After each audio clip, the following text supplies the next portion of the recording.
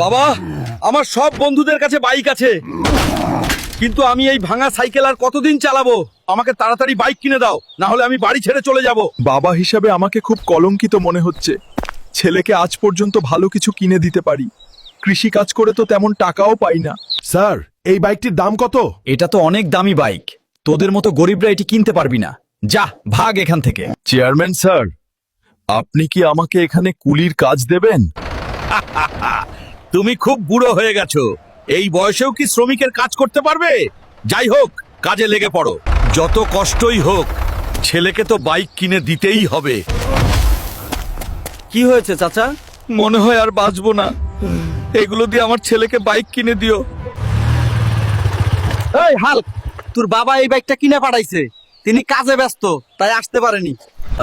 Bike চালানো যে কত আরাম, বাবা যে কেন আগে বাইকটা কিনে দেয় নাই।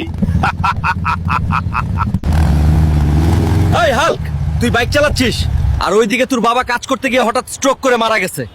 বাবা, তুমি ফিরে আসো, আমার বাইক লাগবে না, আর কোনোদিন কিছু চাইবো না। বন্ধুরা, তোমরা যদি মা বাবাকে ভালোবাসো তাহলে আমার ভিডিওতে লাইক করে দাও আর সাবস্ক্রাইব করে দাও।